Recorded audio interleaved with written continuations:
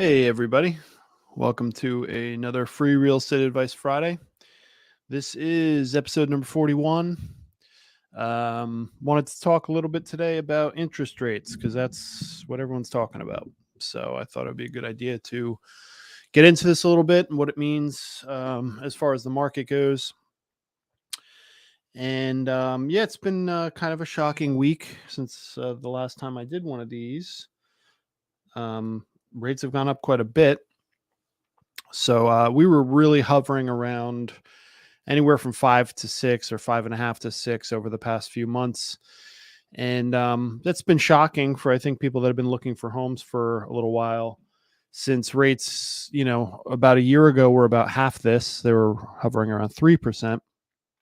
And, if you're looking for a home and suddenly you're looking with 6% rates, it can definitely be a little shocking. Now, I continue to give people the context that historically we're still below the historical average of 8%. And I think if some of us talk to our parents and even people that bought, very long ago, maybe a decade ago, rates are still low. 20 years ago, you still had rates at like 11%. We haven't seen that in a while. So what does this mean for the market?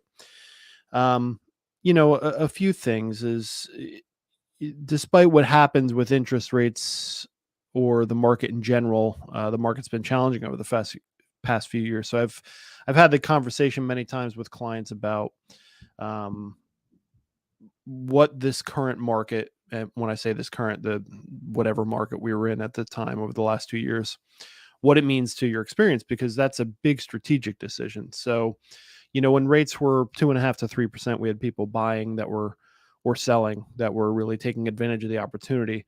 In fact, I was talking to a client today on an investment property, and he said that him and his wife decided to get out of their large house because all the kids were out of the house. And very common story, they just wanted to get out of their large house and downsize to something smaller. And they took advantage of the market because it was a seller's market, and they figured they would be getting top dollar for their home, which is definitely a good choice.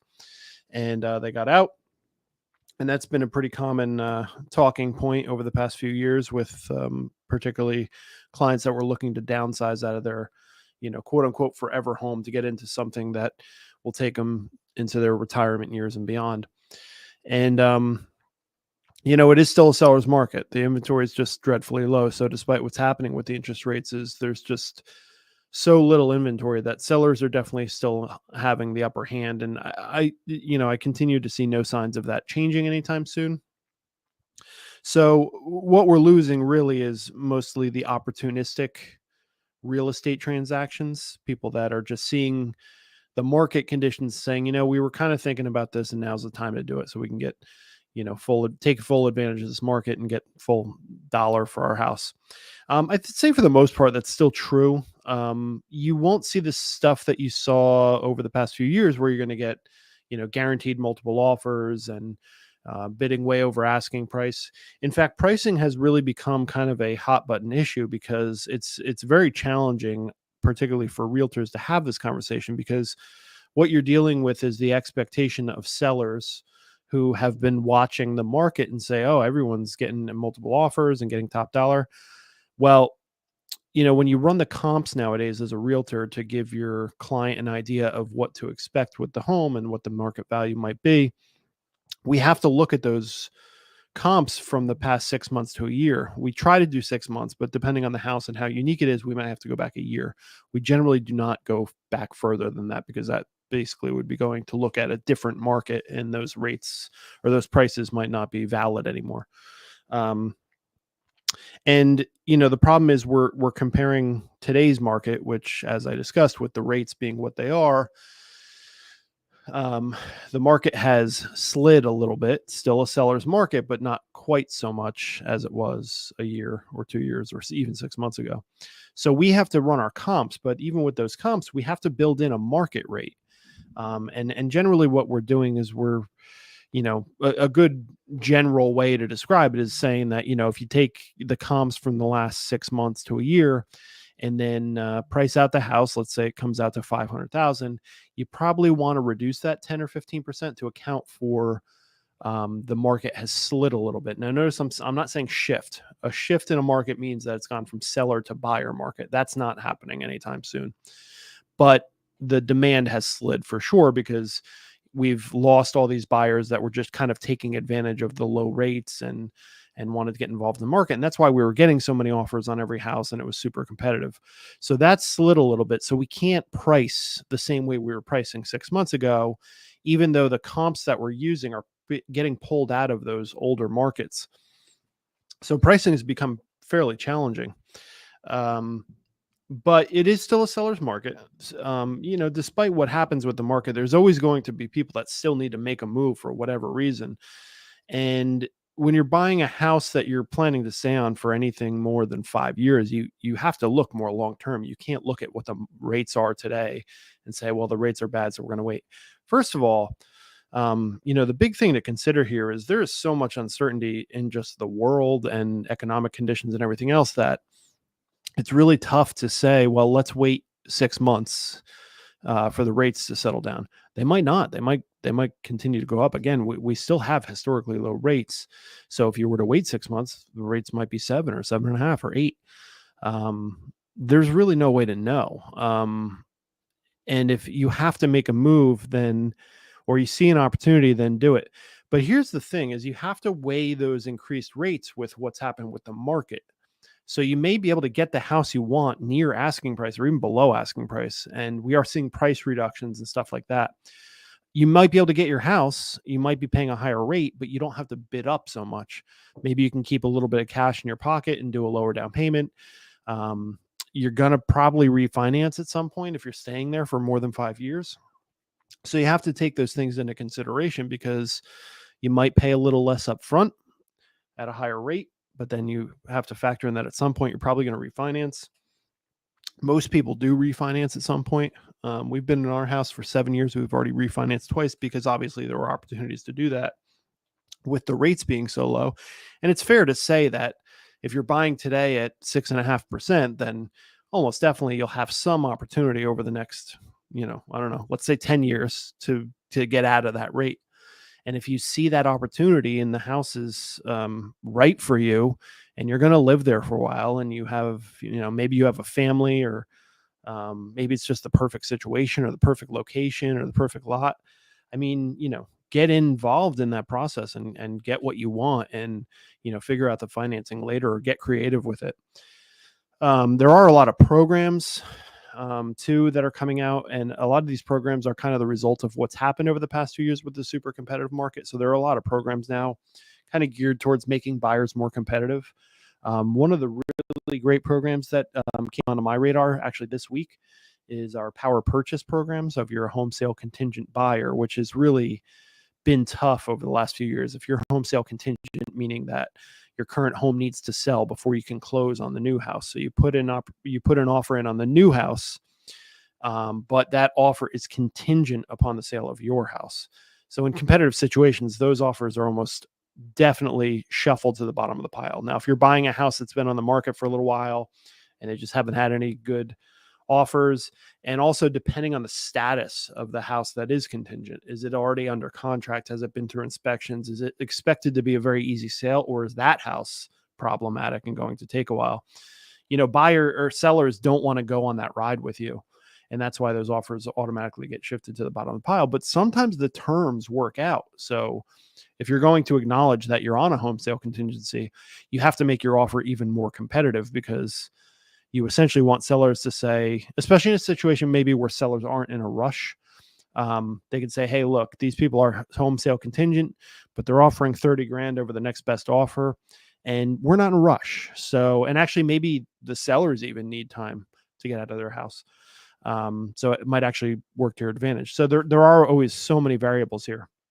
Again, all these conversations, I'm glad to provide this information for as part of this broadcast, for free every Friday. But obviously, I'm talking very generally. So this is why it's really important to just have a strategic realtor, especially as the market continues to just get unpredictable and weird and competitive and everything else. Your particular situation, you have the luxury of using a strategic realtor like myself to say, all right, here's let me lay out all our cards for you, and you tell me what you think is the best, because I probably have experience in your exact scenario and have done it many times. So I'm going to talk very generally here, but um, that's why you want to be very careful with who you select your realtor. So many people even call me out of the blue, but end up with just random realtors that they don't know if that realtor is a good realtor or a bad realtor. And trust me, there are bad realtors out there. Many, many, many, many realtors. It's not hard to become a realtor. So you want to be careful, especially if you have a kind of a complicated situation, to make sure that that realtor, like for example, I just mentioned this power purchase program, which takes away the home sale contingency. And essentially, in a nutshell, how that works is the financing company buys your house, and says, all right, we're going to hold the note on this house for a while so that we can get your new house, and then you'll have 6 months to sell your existing house. um, Something like that. If you have an inexperienced or just less active realtor, or someone who doesn't have good contacts with lenders, because every lender has different programs, you might miss out on a program that would really work for your situation, because that realtor just isn't aware of that program. That's a very real thing, or they might just give you bad advice, or whatever the case may be. That's why it's really important to have these kind of conversations with your realtor, and be very comfortable that that realtor is giving you good information and has good ideas, because it's so strategic nowadays. When I first started in this business, there was, I mean, a good realtor is a good realtor, and it's always good to have a good realtor. But when I first started in this business, and it was a much more balanced market, you didn't have to make so many strategic decisions. Clients would call me and say, "Hey, I need to find a house in Highbridge, New Jersey, and my top of my budget's 400,000." I'd say, "All right, well, let's go find you a house." We'd look at three or four. I'd call those agents. "Do you have any offers?" Nope. And then we'd buy the house, and it was pretty easy. The hardest part for me was really finding clients, but it wasn't closing clients. Now it's pretty easy to find clients. It's harder to close clients, both because clients are generally more indecisive these days because the market is intimidating.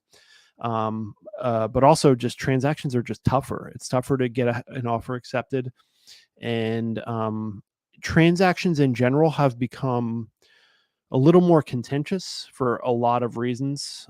Sellers just being a little bit unreasonable. Again, hearing about all the reports of all the, you know, crazy offers that they're getting, and they're expecting these like top dollar offers, and when they don't get it, sometimes the transaction gets complicated because it hasn't hit their expectations, and they draw hard lines in negotiations when maybe they shouldn't.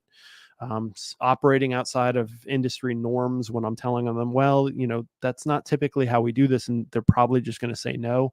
Not taking that advice from your realtor. You want to make sure that your realtor has all that context. So now more than ever, it's just super important to have just an educated and proactive agent that will help you navigate all of this, because it's a lot to navigate. Again, a conversation I had with my client today is, out of my brokerage that I'm sitting in, I think we usually have anywhere from 160 to 180 agents that hang their license at this brokerage. But, you know, within that number of 160 to 180, there's generally only about 20 that are, like high level producers and are really active and really out there doing this on a daily basis, full-time basis. So it's, even out of my own brokerage, there's a subset of realtors that are the ones in the office that are kind of the thought leaders and that have access to all the newest programs and can report on what they're seeing in the market. And then you have a subset of agents, the majority of the agents, that are there to listen because they haven't been out there doing it as much, and they are learning if they show up to meetings. But then some of them, most of our agents don't even really show up here very often. I mean, we have agents on the books that haven't done a transaction in 5 years. So imagine if it's a personal referral or a friend or a relative or whatever the case may be, however you get matched up with your realtor, and unbeknownst to you, that person hasn't sold a house in 5 years. That's it's going to be a pretty rough experience in this market. It's not anyone's fault. It's just hard. It's not an easy time in real estate. And I get to talking point all the time. Oh, well, man, you picked a great time to get into real estate. And I got in, over 3 years ago. And there are a lot of transactions, that's for sure. But it's not easy. It's definitely not easy. This is not an easy job. And that's probably the biggest thing that I think is a misconception about what the value of a realtor is. I've talked about it many times, but the value of a realtor is not finding you a home necessarily. We do have ways that we can find you a home that maybe you wouldn't have found otherwise. But if you use Zillow, you can see 98% of the homes that I can see. There are those 2% that are office exclusives or unique opportunities that, you know, that only I have access to. But for the most part, I get people signing up for my website all the time. My website is literally a mirror image of all the properties that are on Zillow. I make no secret about that. I make sure people understand that, because a lot of times people sign up for my website and they say, "Oh, I just want to see what properties you have available." And I said, "Oh, these are the properties that are available to every realtor in New Jersey." So that aspect of the realtor, I think, is where a lot of people put the value on a realtor. And that is probably the least of the value propositions that a good realtor has to a client.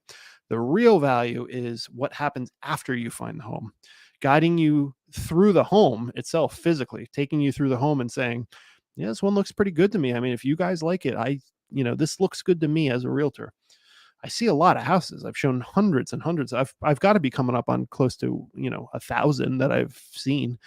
Um, and then beyond that, negotiating the offer price, negotiating inspections and repairs, working with good people like lenders and attorneys, and just navigating you through that whole process. Even when you hear something from an inspector that says, "Hey, you should really do this before closing," and me saying, "Well, we can ask for that, but that's going to be really challenging. Typically, that's not something that's negotiated."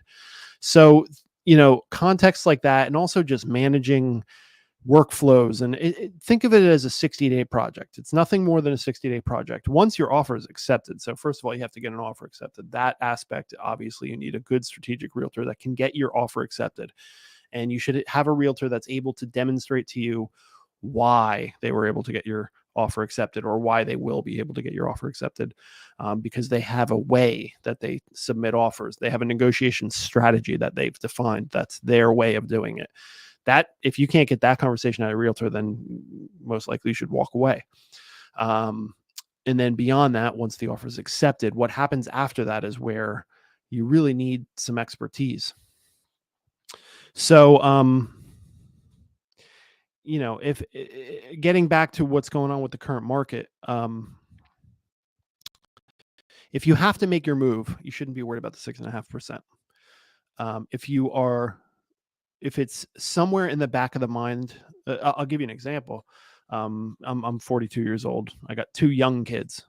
A lot of people in my bracket, they may have a house that they once thought was going to be their forever house, but now the kids have arrived and they have a better feel for the space available to them in their current home. They're like, "You know what? If the right thing came along, maybe we would sell this house and buy a slightly bigger house or a different location." Those types of buyers are falling away a little bit. But if you have that thought in the back of your head and it comes to the front of your head and you say, "You know what, we have to get a different house. This doesn't work for whatever the reason may be. There's just not quite enough elbow room," or you want to get into a different school system, or whatever the case may be. Some people buy their first home knowing that they don't want to ever send their kid to the public schools in that area. And they think, "All right, we don't have a kid yet, but we're going to have one soon." And they go to kindergarten at age 5. So we have, say, the next 6 years to find a home where we're comfortable sending them to a public school. You're the type of person that's gonna move. Like, that's not an opportunistic buyer. That's someone who's had a plan all along. And now it's time to move. And the rates are at 6.5%. That 6.5% should not stop you. It doesn't make any sense, because, you know, penny wise, pound foolish, as Benjamin Franklin, I think he's who said that. You could save, you're a little worried about the rate, but at the end of the day, your quality of life and what your long-term goals always were, to move into a place with a good school system, which also, by the way, helps the resale on your house when you do eventually sell it. All of those things, this 6.5 should be a blip in the radar. It sucks, because it's going to cost you money, obviously. But if you have goals in life and you have a thing that you want to do and you've identified it and it's clear cut to you, then that 6.5% is just more like a nuisance than anything else. And it's not just that it's easy for me to say that, because I'm with you. I mean, we are constantly looking at properties and investment opportunities and stuff. So I'm looking at those rates too. It also affects my business, obviously, because, as rates go up, obviously just transactions just come down. There are still transactions out there to be had, but there's less of them. So I have to work a little bit harder to earn exactly what I was earning when things were, very competitive and I had a lot of listings. Now, what does this mean on the selling side? That's the other part that people don't think about. So I told you it's still a seller's market, but you have to get a lot more deliberate. And actually, I have a deal going on right now that it's still going, and I don't want to celebrate anything or jinx anything. So it's just an attorney review right now. But I will say this about the deal. Um, it's not a problem listing. In fact, in a different climate, or if I was in a different state to take on opportunities, I actually thought it was a fantastic opportunity. It can be an investment property. It's not necessarily an investment property, but it could be. And when I first put eyes on it, I said, man, this is a really good investment opportunity for somebody. Not me at this time, because it's not good timing for me, but it's definitely a good investment opportunity. And but there were some caveats to that, and they weren't hurdles. We would call them speed bumps, because I think we needed the right type of buyer that would understand what they're getting. Now, an experienced investor will always understand that. When you're buying an investment property, it's rarely just like ready to go turnkey, because those go for very good price, and then maybe your numbers don't really make sense at that point. But if you're the type of person that does some of the work yourself, or you have your people that give you good rates because you keep sending them business on investment properties and rehabs and improvements and stuff, that they work with you and you make it work, or you just understand how to make value improvements, whatever the case may be.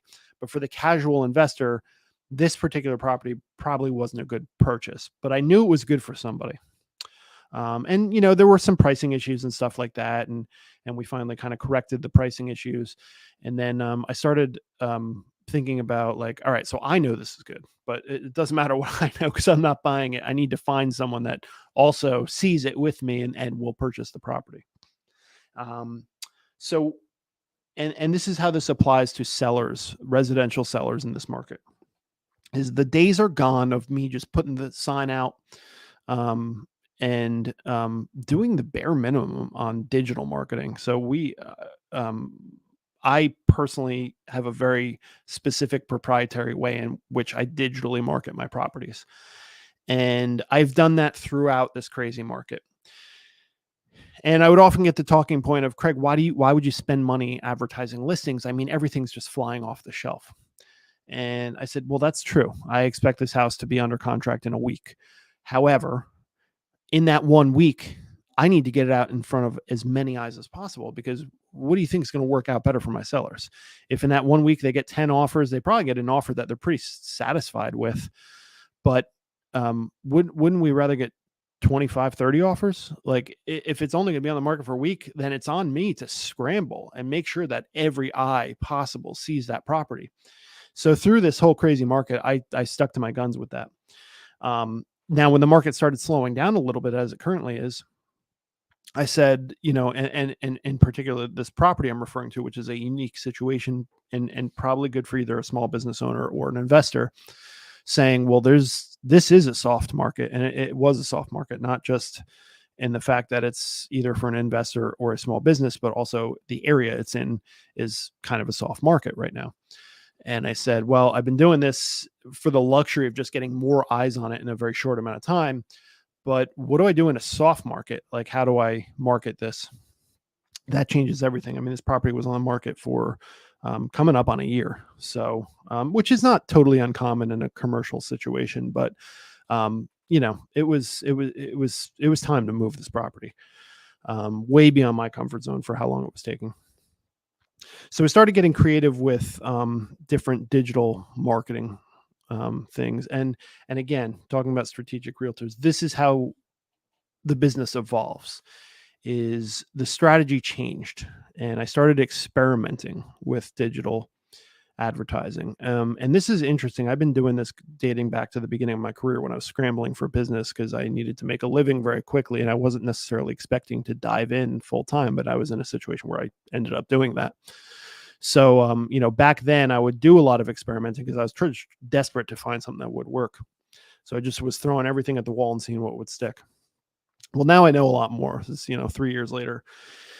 And so I took the platforms I was using, and I knew I had some success with some of the things I was doing, but what could I tweak in order to really get more out of those advertisements? Because what I was doing was not working. And I didn't want to keep throwing, because digital marketing is quite expensive. So I didn't want to keep throwing money at something that really wasn't producing any results. And I said, this is a different type of property, different type of market. So what can I do to make this work for my sellers? So about a month ago, I went into my digital marketing platform. I'm being very vague because I don't want to give away all my trade secrets, but I went into the platform where I run my digital marketing, and I started looking at some of the demographics we're advertising to, budgets, the type of actual content that I'm putting out there, the talking points, and how I'm responding to things that are happening. Now, on a typical residential listing, when we run our digital marketing, I typically accompany it with a tour, a video. And if you can look me up on YouTube, and you can see some of my old marketing videos, pretty high ends production wise, relatively expensive to produce videos, tours of the property. But in a situation where it's an investment or a potentially a small business owner, that it doesn't really fly, because when people are looking at those residential videos, they want to get an idea of what their life would look like inside that house. And they see that video and they say, wow, this is fantastic. I got to go see that house. That's great. That works great with residential. But in this situation where it's an investment or a small business, that's not necessarily a business approach. Like, they don't want to fantasize about seeing themselves walk through their small business. Obviously, they could get an idea of what the property looks like and if it would work for them, but it's a twist on that concept. So that's what I ended up doing, and then leaning more on the financial merits of the property and the opportunity itself, as opposed to, you don't really talk about the opportunity when it comes to residential real estate. You really talk more about the lifestyle and the comforts of the home, or the features, or the big improvements or rehabs, or whatever the case may be. But with an investor, a small business, that is a variable, obviously, but they really want to know about, is this a good financial opportunity for me? Is it going to line my pocket? So made those tweaks, as well as a few other things. And it's complicated because when you are advertising real estate, marketing real estate, there are very specific rules, because if you look on most of my advertising, there is a fair housing symbol on there. We have to cater to those rules for fair housing. And because this property had a residential aspect to it, I still have to stick to those fair housing rules. And that's, especially on most digital platforms, they actually, because the people hosting these ads also can't get in trouble. For example, if I chose to market to only families, not single adults, that is a fair housing market violation. I can't do that legally. I shouldn't say legally. It pertains to my real estate license. But so certain switches that I could play with and tweak these ads, I really can't, because I'm limited by the fair housing thing. I can't market to certain demographics. There has to be a minimum radius mileage wise for which I'm throwing this out there, because you can't target neighborhoods. You can't target, so that what they do is they just make it very broad so that you're advertising to a large area and you're not pinpointing certain areas. And there's terminology behind all of this, but at the end of the day, I can get creative, but when I say creative, I have to be very conscious of these rules. So you can only get so creative. If you get too creative, you're going to start violating those rules. So that's what I did. I started looking at the variables that I could tweak, And I ran this ad, and let me tell you something, that this was a learning experience for me, because I got so slammed with people asking about this property. And the other difference in the commercial and investment space is people don't generally like necessarily have an agent that's like actively looking for them. They may have an agent they work with once they find a property, or they usually just go to the listing agent. And so, me as the listing agent, I'm putting this out there to consumers, not to other agents. It's available to other agents. It's on all the MLSs and whatnot. So they can find it anytime they want. And I was confident that if anyone was actively shopping, that they would find my listing and the traditional route, and that would be fine. But what I was looking for were people that maybe first time investment buyers, or maybe people that have a few, but they weren't necessarily active looking, but they saw mine, like, this is actually a pretty good one. This is intriguing. So I got so slammed with messages about this, and the area that it's in is not a very populated area. So a lot of them were essentially dead end leads, and that the most common question I got is, where is the city? I have the city listed on it, and they didn't know where that town even was, or that it existed. Now, why they couldn't Google that, I don't know, but I would end up answering that question, and they'd be like, oh no, I live like an hour and a half from there, so that's not going to work for an investment property. And then after getting through that, you're left with some subset of those, massive amount of leads that came in and inquiries. You whittle that down to a subset of people that are like, okay, yeah, the location works for me. But tell me about the building, and the building is unique. So then you got that subset, and that comes down to a smaller group. And now they're aware of the location, and they're aware of the type of building. It still might work for them. Well, guess what? Out of this group, I got to figure out the ones that are actually qualified to make this purchase. And then we're down to essentially, in this case, zero. So, but what I did was I noticed, all right, I got the exposure out there. And that's really what you want to do, right? You want to get as many eyes on it as possible, and figure out of the hundreds of people that saw the opportunity, which of the one or two are actually viable buyers. And that's exactly what happened. And ended up with someone who was savvy, understood the opportunity. I had the numbers behind the scenes. I had, an ROI spreadsheet and everything else that you would want to hand over to someone that was looking at this as an investment opportunity. I handed them right over. The numbers looked good. I knew they looked good. I just didn't know who to give them to. And off we go. And that, like I said, that is currently in the work. So I don't want to celebrate too much, because I'll celebrate when it's closed. But it really kind of changed the way that I market properties. And relating it back to the current residential market is, we can't just set and forget anymore. Now, I was never of this strategy, but like I said, my conversation was always like, well, Craig, who cares about all this digital advertising? Everything's selling right now.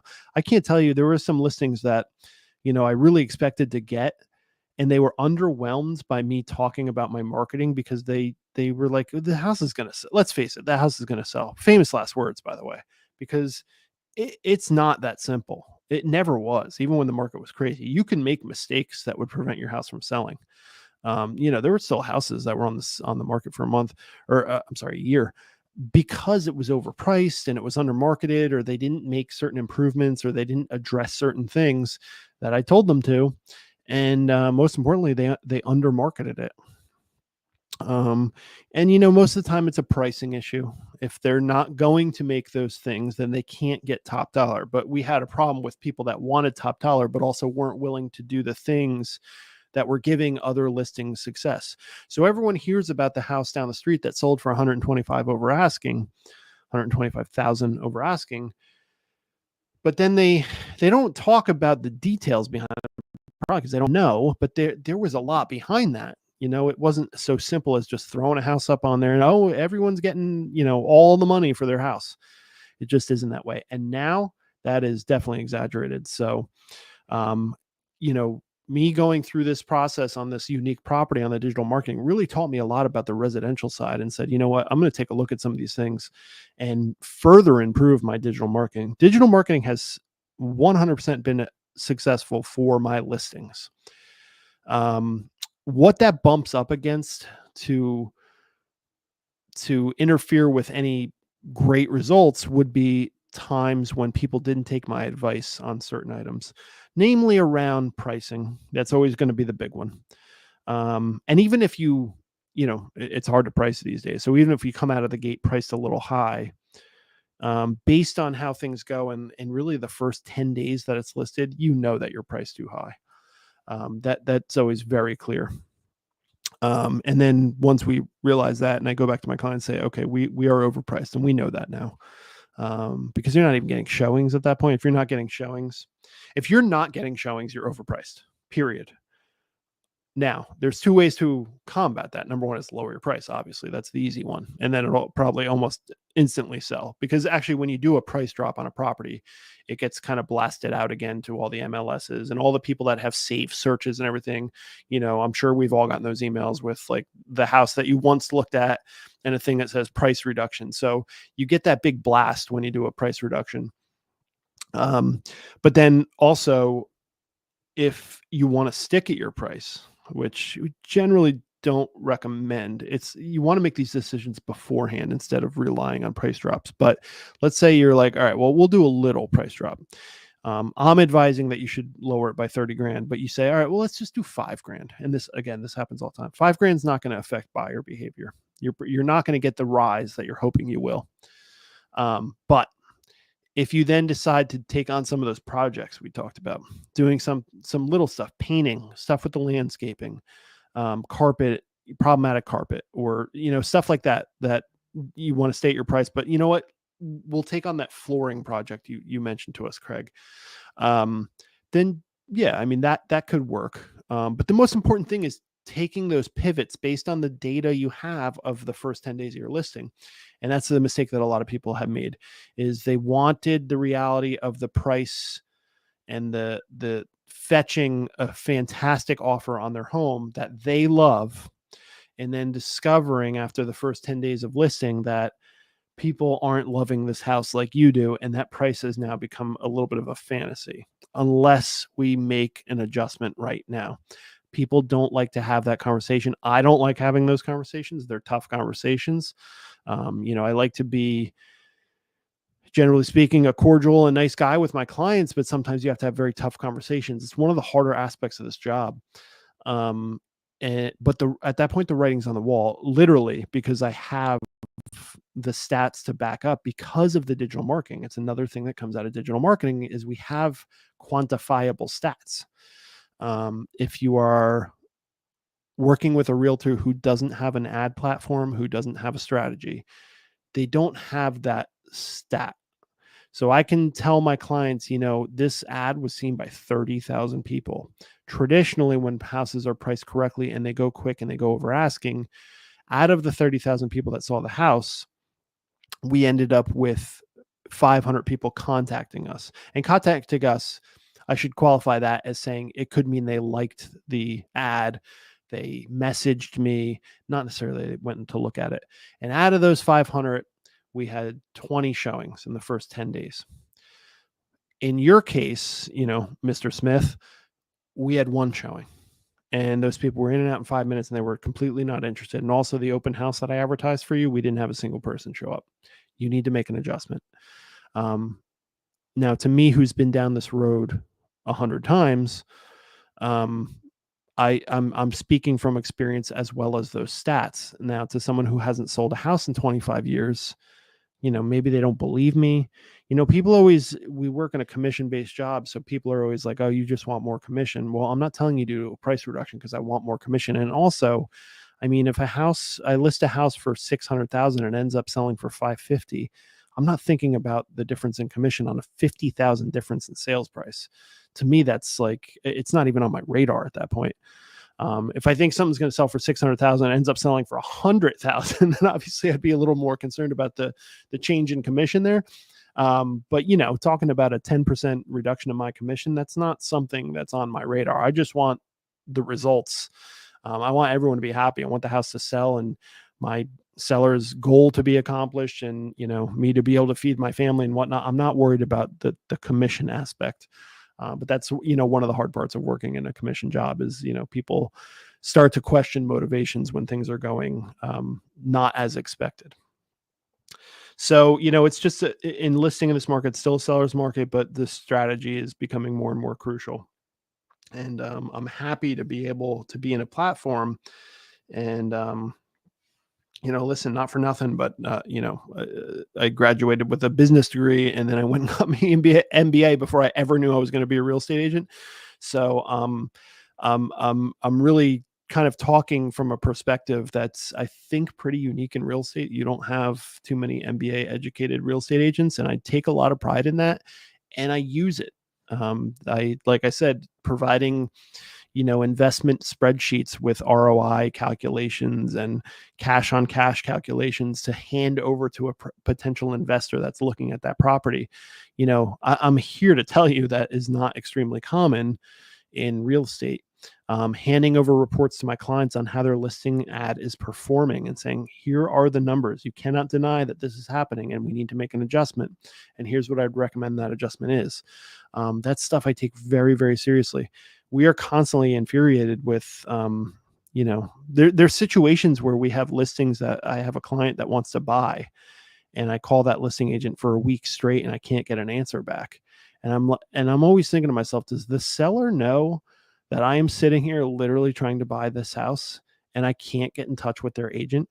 Think about that. That is startling. That would never happen on my watch.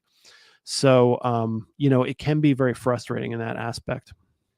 So again, as this market gets a little more challenging to navigate, I think now more than ever, and actually we start to lose a lot of agents when markets get uncertain, because the people that were benefiting from just, a heated market in a lot of transactions, of course, there's some scraps available to whatever real estate agent comes through. But when things start getting challenging and tough, is when generally we lose agents, and the corny old adage of the cream rises to the top is those people that are out there, trying to do very informed and strategic things are the ones that you're going to want to kind of hitch your wagon to, because they've been in the trenches that entire time across multiple types of markets, and they've seen what works and what doesn't work, and they can speak to you about what they're seeing and what that means against prior experience. It's tough to do that when you've only sold a few homes a year, or it's tough to do it when you haven't sold a single home in several years. And those agents are out there. I mean, when you go on Zillow and you choose a realtor, that button that says tour this home right now, the agent that comes up there, that agent's either, it could be a top performing agent because they're paying a ton of money to have that spot, but it is a lottery system. So the agent that could pop up could be the turn of the guy who's paying like $150 a month to advertise in Clinton, and that's his only way of getting new clients, and he sells 1 or 2 homes a year, and you were the lucky winner of getting involved with that realtor who, for all intents and purposes, may or may not know what they're doing in this particular market. So choose wisely. And here's the other thing I would always tell you, because again, I try to be a nice guy, and sometimes, I get involved in a client and I know they're going to be difficult, particularly on the buying side, where it's kind of like, I know if I don't tell them what they want to hear, I'm going to lose them as a client. But for me, I'll take the loss and let them go their way, because they are not going to listen to me and they're not going to have success, and I'm going to waste a lot of time trying to convince them, as well as just a lot of angst. So a lot of times, for my own mental health, I give them all the advice I can. I can see that they're resistant to it and they've figured out their own way of doing things, which is a bad approach, and I just kind of let them go. I would say that be prepared if you're trying to pull something off with real estate, whether buying or selling, is be prepared to have an agent who is not going to be a yes man. And when they tell you something that is going to be challenging, or what, that's not very common, or no, that is not something that we would typically ask for in an inspection. Things like that. Hear what they're saying and decide if, well, this guy knows what he's talking about. He definitely is a professional, and I am not. If you're open to that kind of relationship, I can almost guarantee your results are going to be better, because you're going to get what you want because you're taking the advice of a professional.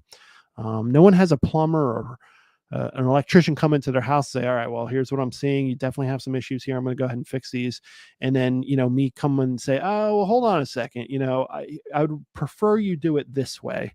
And the electrician says, well, listen, that is definitely not safe. And I would not recommend that. And quite frankly, I don't think I'm going to do it. So you might have to find yourself another electrician. That's the equivalent. We're trying to pull off a very big financial transaction together. And I'm going to give you the best advice I have to get that, because it's the only way I get paid. I'm not there for free. So why would I give you bad advice? So if you're looking to accomplish a goal, and I have to tell you something that's different than what you thought I was going to say, or different than what your perception was, you should definitely, weigh that heavily and say, all right, well, Craig has no reason to lie to me, because, he doesn't get paid unless we actually acquire this house. So, but I can't tell you how much this is a challenge, is that people just don't always want to listen. So, and I always do it with empathy. It's not like I'm being a bully or anything. I definitely do not like to do business that way.